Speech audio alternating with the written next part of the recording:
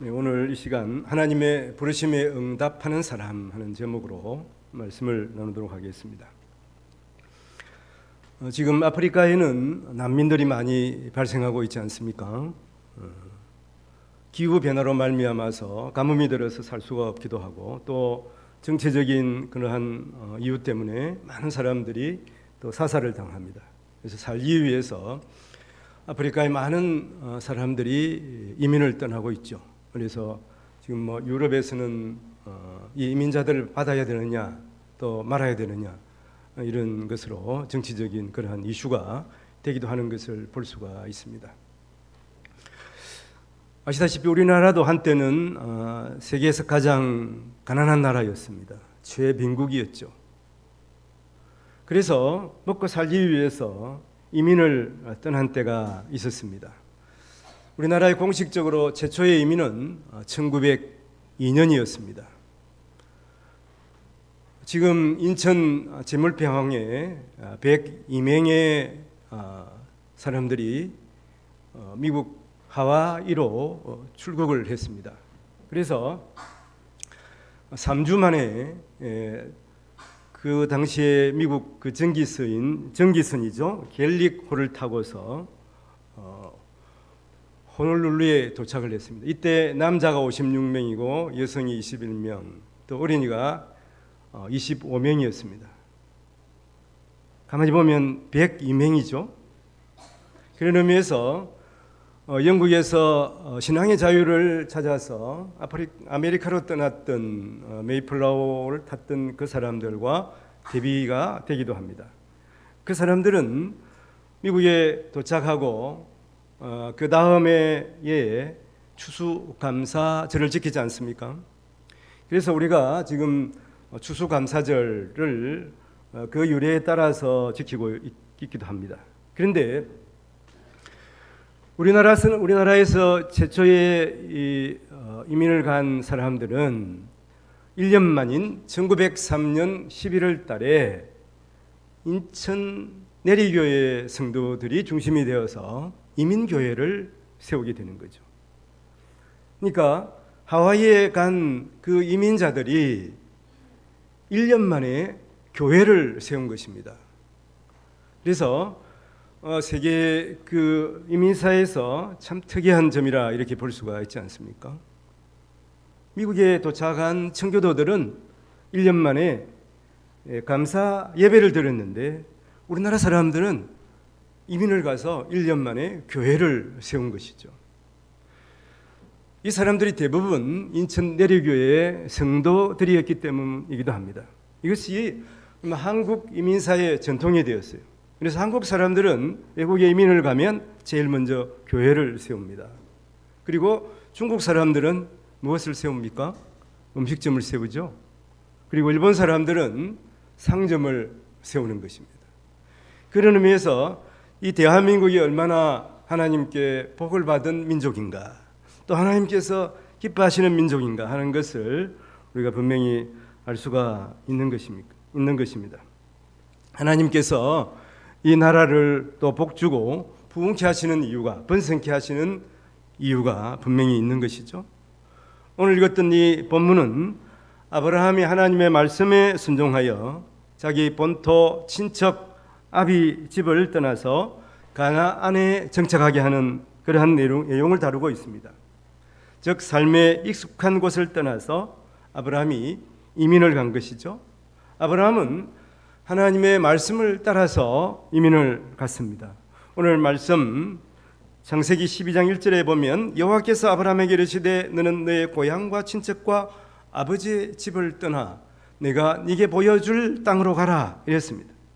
그래서 아브라함은 이 이후의 삶이 스스로 나그네 인생이었다고 고백하고 있는 것이고 또 그는 하나님의 복을 받아서 믿음의 조상이 된 것이죠. 그리고 그 계보를 통해서 온 인류를 구원하시는 메시아 예수 그리스도께서 탄생하게 되는 것입니다. 우리도 믿음의 사람입니다. 우리도 이 세상 삶은 나그네 인생길이죠. 그리고 우리의 본향은 이 땅이 아닙니다. 우리의 본향은 영원한 하나님의 나라인 것입니다. 아브라함의 뒤를 이어서 하나님의 말씀에 순종하고 믿음의 여정을 달려가시는 우리 성도들이 되어야 하겠습니다. 오늘 우리가 말씀을 통해서 믿음의 여정을 달려가는 하나님의 사람은 어떻게 살아가야 할 것인가 하는 것을 함께 나누도록 하겠습니다. 먼저는 하나님의 말씀을 들어야 하는 것이죠. 오늘 창세기 12장 2절 말씀에 내가 너로 큰 민족을 이루고 내게 복을 주어 내 이름을 창대케 하리니 너는 복이 될지라 이렇게 말씀합니다. 하나님께서 축복하시는 내용이죠. 복이 되라. 그러나 하나님이 아브라함을 부르실 때 큰 민족은 고사하고 그에게는 자손조차도 없었습니다. 그리고 사실은 하나님께서 아브라함의 큰 민족을 이루고 복을 주어 내 이름을 창대케 하신다고 하셨지만 아브라함이 이 하나님의 약속을 받고 25년이 지나서 아들 이삭을 낳았던 것입니다.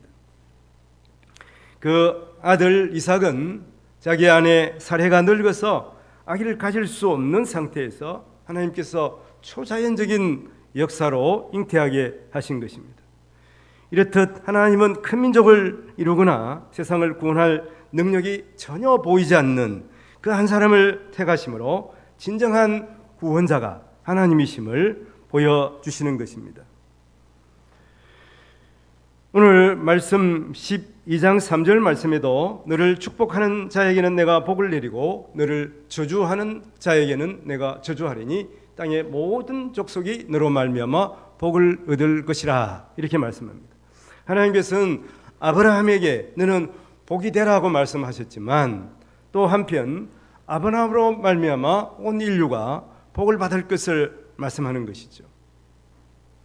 그러니까 이 말씀은 또 하나님께서 아브라함의 편이 되어서 아브라함이 축복하는 자를 하나님께서 복을 주시고 또 아브라함이 저주하는 그에게는 하나님께서 저주하시겠다 이렇게 말씀하는 것이죠.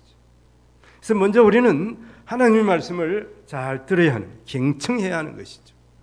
하나님께서 이스라엘 백성들에게도 모세를 통해서 하시는 말씀이 쉐마 이스라엘, 이스라엘아 들으라. 우리는 먼저 하나님의 말씀을 들어야 하는 것이죠. 그래서 하나님께서 우리에게 복을 주시는 것을 분명하게 믿어야 하는 것입니다. 그리고 하나님께서 우리에게만 복을 주는 것이 아니라 우리로 말미암아 다른 많은 사람들에게도 복을 주시는 것을 믿어야 하는 것이죠. 자기만 복을 받으면 좋은 것 같지만 무슨 소용이 있겠습니까? 나로 말미암아서 다른 사람에게도 복을 펼치는 사람이 되어야 하지 않겠습니까? 바로 이런 사람들이 진정한 복을 받은 사람이라고 하는 것이죠. 이렇게 하나님의 복을 누리기 위해서는 먼저 하나님의 말씀을 잘 들어야 하는 것이고 두 번째는 그 하나님의 말씀을 따라서 행하는 사람이 되어야 하는 것입니다. 이것은 순종입니다. 처음에는 하나님의 말씀을 경청하고 두 번째는 하나님의 말씀에 순종하는 사람이 되어야 하는 것이죠. 오늘 4절 말씀에 이에 아브라함이 여호와의 말씀을 따라갔고 롯도 그와 함께 갔으며 아브라함이 하란을 떠날 때에 75세였더라 이렇게 말씀합니다. 아브라함이 여호와의 말씀을 따라갔더라 하는 말씀이고 그리고 75세에 하란을 떠났다고 기록되어 있습니다. 아브라함이 믿음의 조상이 될 수 있었던 것은 그가 그의 처지나 그 상황을 보지 않고 하나님의 말씀에 순종했기 때문입니다. 그래서 믿음장인 히브리 11장에 보면 그는 말씀을 따라서 갈바를 모르고 갔다고 기록하고 있는 것입니다. 오직 하나님의 말씀을 따랐다고 하는 것입니다. 그래서 오늘 12장 5절 말씀에 보면 아브라함이 그의 아내 사레와 조카 롯과 하란에서 모은 모든 소유와 어떤 사람들을 이끌고 가나안 땅으로 가르고 떠나서 마침내 가나안 땅에 들어갔더라 이렇게 기록하고 있지 않습니까? 아브라함은 그 당시에 자식이 없었습니다. 그래서 조카 롯을 데리고 가나안 땅으로 이주를 결정한 것입니다. 이 의미는 무엇이냐 하면 아브라함은 큰 세력을 가지도 못했다 하는 것이죠.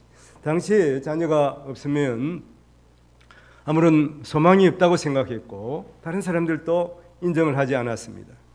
그런 의미에서 아브라함은 갈대아 우르를 떠날 수밖에 없는 그러한 미약한 존재였는지도 모릅니다. 그리고 마침내 가나안 땅에 들어갔다고 말씀하고 있지 않습니까? 마침내 들어갔다고 하는 것은 여러 가지 여유곡절을 겪었다는 것이죠. 그가 갈대아 우르를 떠나서 하란에 도착해서 그의 아버지 데라가 죽었습니다. 그래서 그는 힘들고 어려운 가운데서 어떻게 보면 그 하란에서 잘 정착하지 못하고 하나님의 지시지만 가나안 땅으로 올 수밖에 없는지도 모릅니다. 그러나 그가 가나안 땅에 도착했을 때 그 땅은 무주공산이 아니었습니다. 오늘 6절 말씀에 보면 아브라함이 그 땅을 지나 세겜 땅 모래 상수리 나무에 이르니 그때에 가나안 사람이 그 땅에 거주하였더라. 하나님께서 가라고 하는 그 땅에 도착을 해보니까 이미 그 땅을 점령하고 있는 사람들이 있었다고 하는 것입니다. 가나안 사람이 그 땅에 거주하였다고 하는 것이죠. 아브라함은 이에 낭망하지 않았습니다.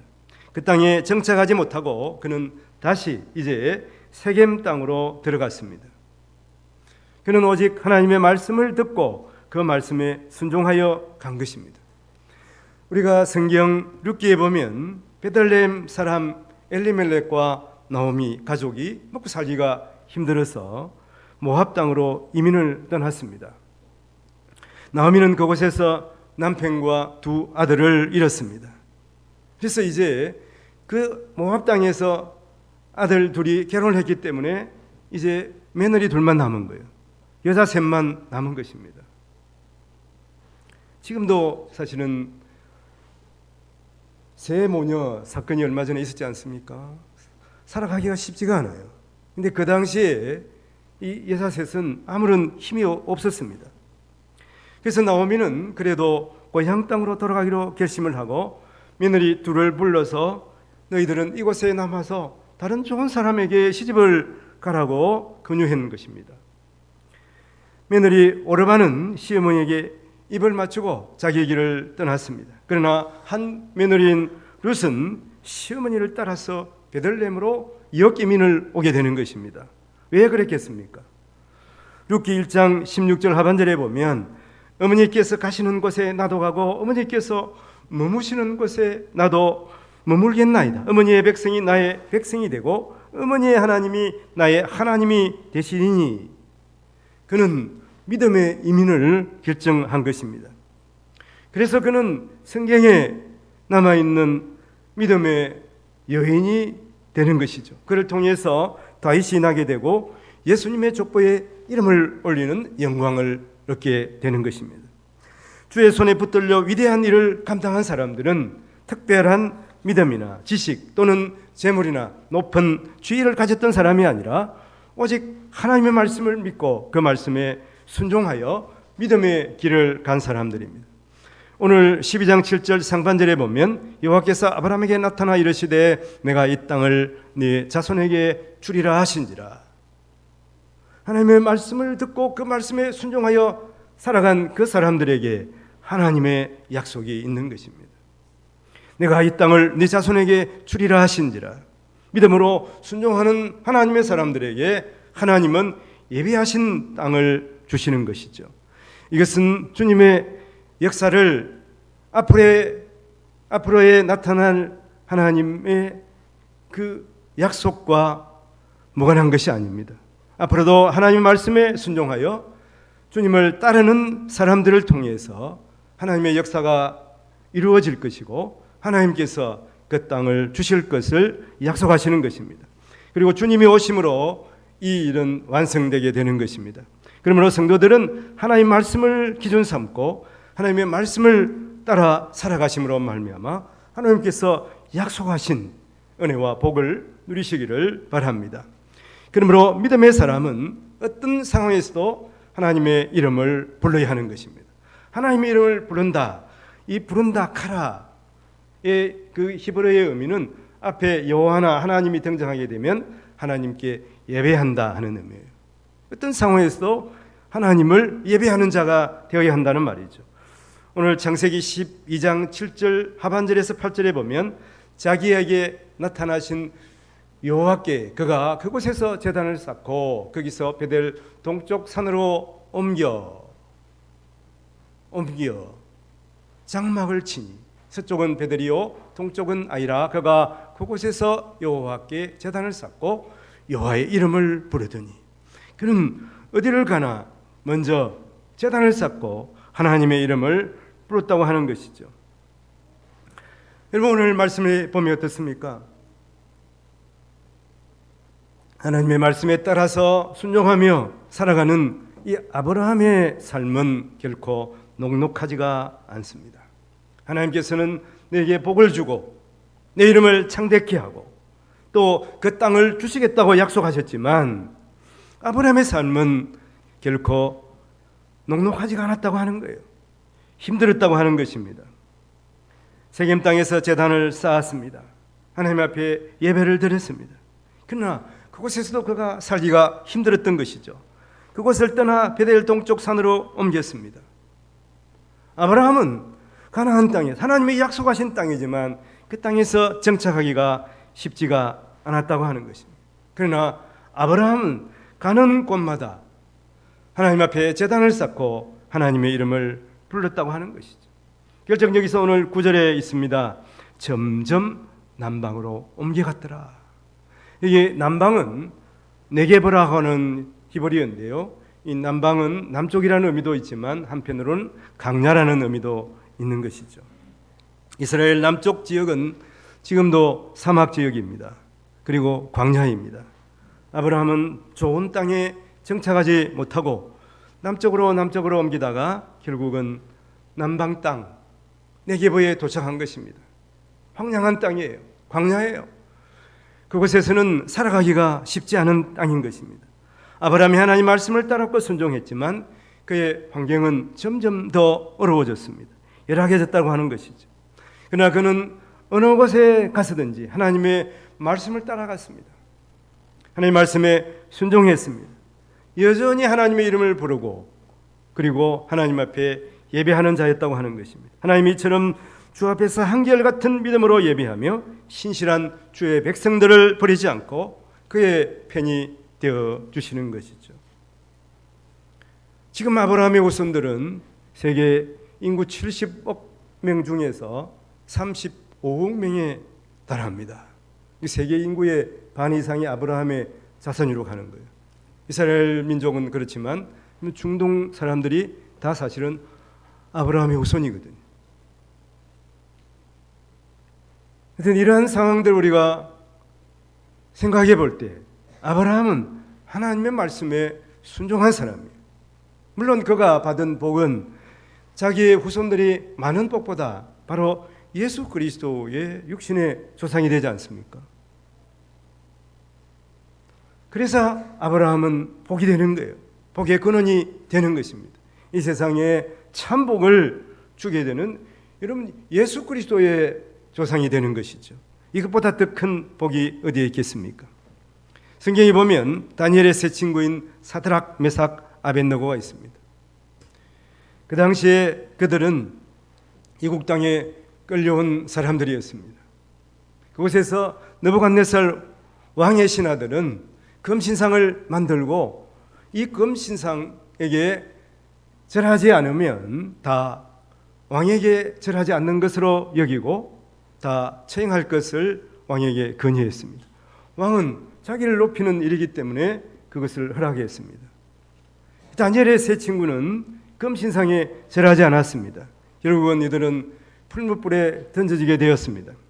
그들은 풀무불 앞에서도 요동하지 않습니다. 그리고 왕에게 말합니다. 다니엘 3장 17절에 보면 왕이 우리가 섬기는 하나님이 계시다면 우리를 맹렬히 타는 풀무불 가운데서 능히 건져내시겠고 왕의 손에서도 건져내시리이다. 느부갓네살 왕은 분노하여 이 풀무불을 7배나 뜨겁게 하라고 했습니다. 그리고 이 세 사람을 풀무불에 던졌습니다. 얼마나 불길이 셌으면 이 세 사람을 던진 그 사람이 타 죽을 정도였습니다. 그러나 그 풀무불 속에서 이 세 사람은 머리털 하나도 상하지 않았습니다. 그 당시에 이 느부갓네살 왕이 보니까 세 사람을 풀무불에 던졌는데 이 세 사람이 아니라 네 사람이 그 불 속에서 찬양하며 춤을 추고 있었다고 하는 것이죠. 그 한 사람이 누구겠습니까? 하나님의 천사인 것이죠. 하나님께서 내려오셔서 이 세 사람과 함께 하시고 그 세 사람을 보호하신 것이죠.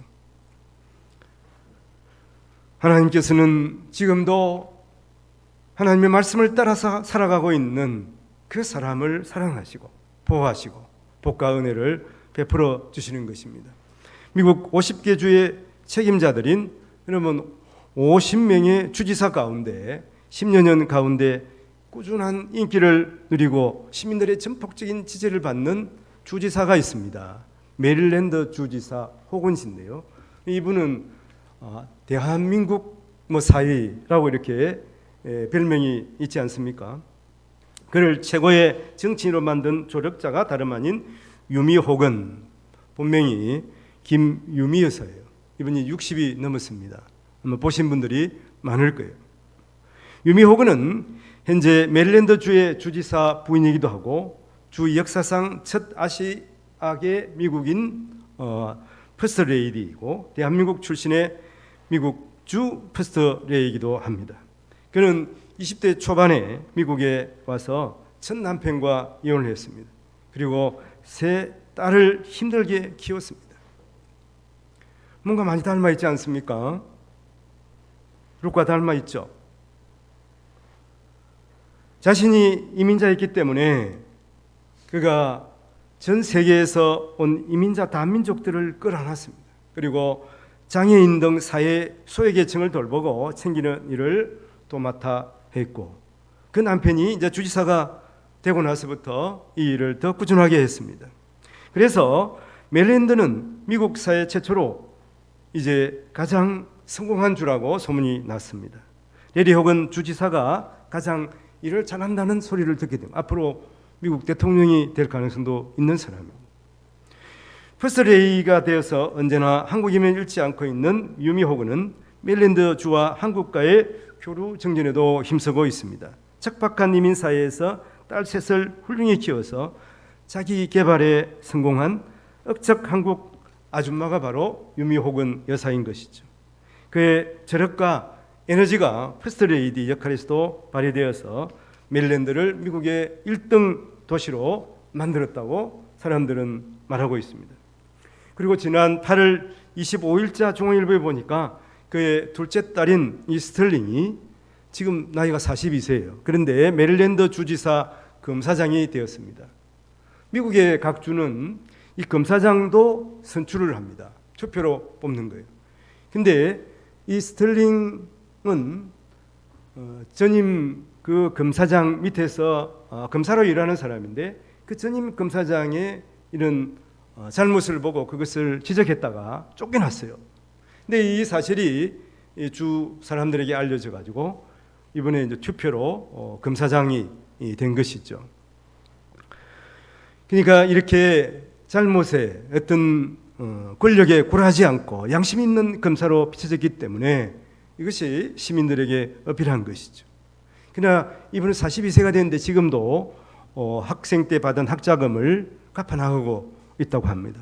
주지사의 딸이라고 해서 어떤 금전적인 혜택을 받지 않고 살아가는 사람. 이 사람들은 척박한 그러한 환경 가운데서 개척자 정신으로 성공한 그러한 사례입니다. 물론 이들은 매우 신앙심이 깊은 사람들이에요. 얼마 전에 유미 호건 여사의 다큐를 본 적이 있습니다.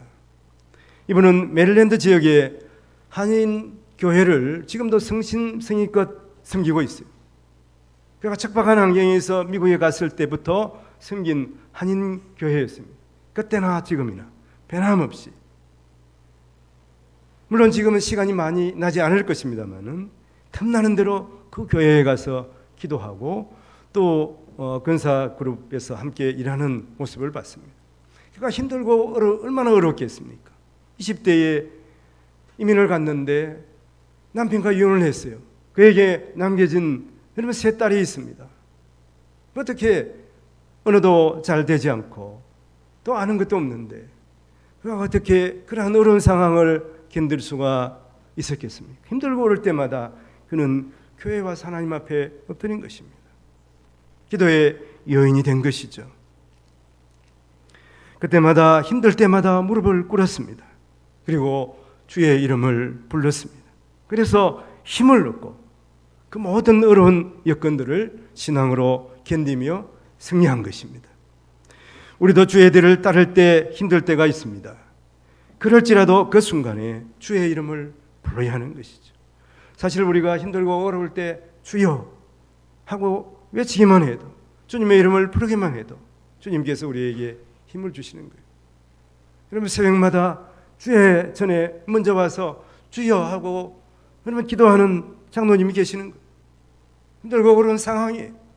그렇지만 주여 부를 때 주님께서 위로하시는 그 은혜를 누리게 되는 것이. 저도 이런 것들을 느끼게 됩니다. 하나님께서 힘을 주시는 것을 분명하게 믿게 되는 것입니다. 그때마다 하나님께서 들으시고 응답하여 주시는 것이죠. 내가 여기 있다. 내 아픔과 고통을 알고 있다. 그래서 내가 너를 위해서 십자가를 지지 않았느냐. 주의 음성을 듣고서 참된 위로함을 얻을 수가 있는 것입니다. 나 위에 십자가를 지신 주님의 품에 안기십시오. 주님께서 들려주시는 위로와 주의 평안을 누리시는 우리 성도님들이 되시기를 바랍니다. 유명한 목사님인 프란시스 세퍼 박사님은 그의 책에서 이렇게 말합니다. 하나님은 거기 계신다. 그리고 하나님은 침묵하지 않으신다. He is there, He is not silent. 분명히 하나님은 우리의 기도를 들으시고 계시는 것이죠. 하나님께서는 그리고 우리에게 하나님의 음성을 들려주시는 거예요.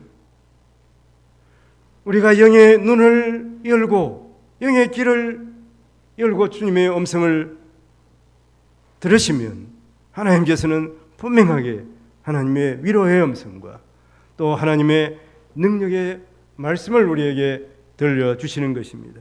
히브리서 3장 15절 말씀에 보면 성경에 일렀으되 오늘 너희가 그의 음성을 듣거든 경노하시게 하던 것 같이 너의 마음을 완고하게 하지 말라. 이렇게 히브리서 3장 15절에서 말씀하고 있는 것입니다. 우리가 마음을 가다듬고 주의 음성을 들으면 주께서 말씀하여 주시는 것이죠. 말씀이 희귀할 때 어린 사무엘에게 하나님께서는 말씀하여 주셨습니다. 주님은 주의 음성을 들려주시는 것입니다. 지금도 사실은 말씀이 희귀할 때입니다. 그러므로 말씀을 사모하며 귀를 기울여 보십시오. 주의 이름을 부를 때 주님께서는 응답하여 주십니다. 그리고 우리의 삶을 확장시켜 주시는 것이죠. 하나님께서 우리에게 주신 복을 펼치라고 말씀하여 주시는 것입니다. 그리고 우리의 믿음을 성장시켜 주시는 것입니다. 그래서 복의 근원이 되게 하시고 그리고 인류를 위한 구원의 여정을 달려가게 하시는 것입니다. 그리고 마침내 하나님께서 약속하신 그것을 성취하고 완성하도록 도와주시는 것입니다. 이 은혜를 누리시는 우리 모든 성도들이 되시기를 바랍니다. 오늘 말씀을 정리해 보겠습니다. 하나님께서는 아브라함에게 말씀하신 것처럼 먼저 우리에게 복이 되라고 말씀하십니다. 그리고 하나님께서 말씀하신 복이 되라는 말씀, 우리가 하나님 말씀에 귀를 기울여야 하는 말씀이에요. 그리고 그 말씀을 따라 행하라고 합니다. 이것은 하나님의 말씀에 순종하는 것이죠. 그리고 어떠한 상황에서도 하나님의 이름을 부르라고 말씀합니다. 힘들고 어렵습니까? 주의 이름을 부르십시오. 주의 이름을 부르는 것은 예배인 것입니다. 오늘 이 자리에서 함께 예배하고 있습니다. 하나님 앞에 예배하는 것, 어떠한 환경과 어려움에 처하더라도 예배하는 우리 모든 성도들이 되셔서 하나님께서 아브라함에게 주신 복과 은혜를 누리며 살아가시기를 주님의 이름으로 축원을 드립니다. 기도하겠습니다. 하나님 아버지, 아브라함이 하나님의 말씀을 듣고 순종하여 끝까지 말씀을 따라간 것처럼 주의 백성인 우리도 환경과 여건에 따라서 결정하는 것이 아니라 하나님의 말씀을 따라 결정하고 말씀을 따라 살아가게 하시고 믿음의 조상 아브라함처럼 인류를 위한 복을 전하고 복의 근원들이 다 되게 하여 주시옵소서. 복이 되리라. 주님의 말씀을 따라서 힘차게 행하는 우리 모든 성도들 되게 하옵소서. 감사와 고리를 주에서 구원하여 주신 우리 구주 예수님 이름으로 기도하옵나이다. 아멘.